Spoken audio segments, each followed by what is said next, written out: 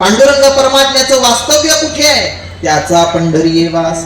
आणि दुसऱ्या चरणामध्ये त्याच्या सामर्थ्याचा परिचय करून दिला. काय कळे काळाचा भेद, तो हा देवाचाही देव, तो हा नाही का. हे मराठी सर्वनाम आहे.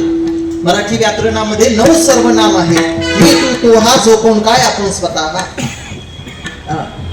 मी मराठी व्याकरण सांगणार नाही, रात्रीची वेळ आहे. मी व्याकरण सांगावं तुम्ही डुकल्या घ्याव्यात अशी माझी बिलकुल इच्छा नाही. सोपं सोपं सांगतो.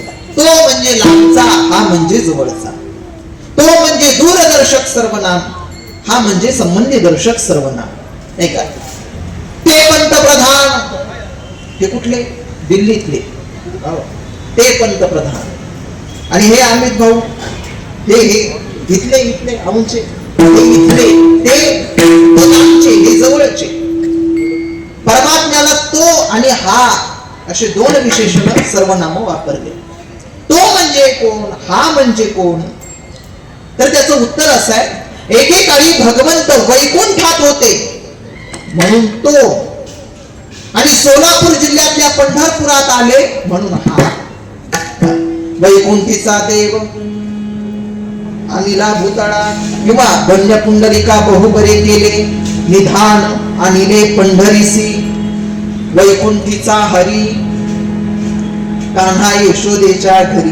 तो म्हणजे लांबचा, वैकुंठातला, आणि हा म्हणजे पंढरपुरातला. तो हा देवाचाही देव. अनेक ठिकाणी तो हा म्हटलं की नाही, तो हा विठ्ठल बरवा, तो हा माधव बरवा, अनेक ठिकाणी तो हा म्हटलेला आहे. दुसरा एक जरा तात्विक वेदांतिक अर्थ सांगायचा झाला तर तो म्हणजे निर्गुण आणि हा म्हणजे सगुण. संपूर्ण चराचरामध्ये जो व्यापक आहे परमात्मा, तो निर्गुण आहे, निर्गुण रूपामध्ये, आणि हा सगुण रूपामध्ये विटेवर पंढरपुरामध्ये विराजमान आहे. अगदी तुकोबरायांचा त्याला लागूनच अभंग आहे. आनंद अद्वय नित्य निरामय जे का निज ध्येय योगी यांचे. आता आनंद अद्वय नित्य निरामय हे सगुणाचं वर्णन की निर्गुणाचं? निर्गुणाचं वर्णन. हे जे निर्गुणाचं वर्णन आहे ते हे समचरण साजिरे विटेवरी. विठ्ठल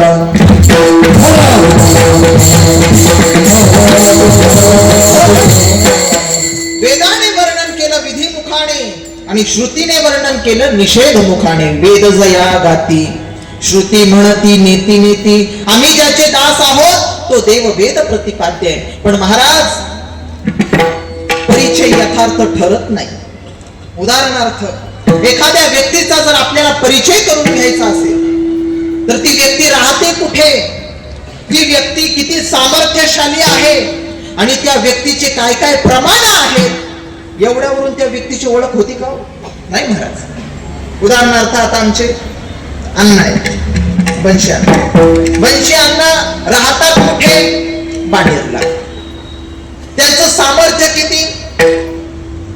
पंढरीची वारी करतात विना घेऊन, परतीची करतात, आणि जवळजवळ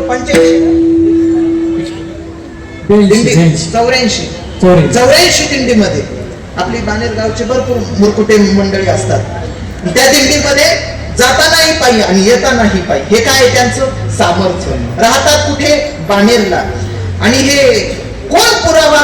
ही सगळी बाणेरकर मंडळी याची काय साक्षीदार आहेत, प्रमाण आहेत. पण मला सांगा, राहतात कुठे, त्यांचं सामर्थ्य किती आणि प्रमाण काय, हे ऐकून एखाद्या अनोळखी माणसाला बन्सीयांना कोण आहेत हे कळतील का? नाही. जोपर्यंत त्यांचं दर्शन होत नाही, जोपर्यंत त्यांना प्रत्यक्ष बघत नाही, तोपर्यंत स्वरूपाचं यथार्थ वर्णन होत नाही. आणि म्हणून महाराज तुम्ही पांडुरंग परमात्म्याचं आम्हाला वर्णन करून दाखवलं. काय काय वर्णन केलं? तो पंढरपुरात राहतो, त्याचं गायन वेदही करतात, तो एवढा सामर्थ्यशाली आहे की तो सगळ्या देवांचा देव आहे, हे सगळं तुम्ही आम्हाला सांगितलं. पण नेमकं त्या परमात्म्याचं स्वरूप कसं आहे? तुकोबराय सांगतात, अरे या जगाचं तात्विक बीज हेच त्याचं स्वरूप आहे. अभंगाच्या शेवटच्या चरणात तुका म्हणे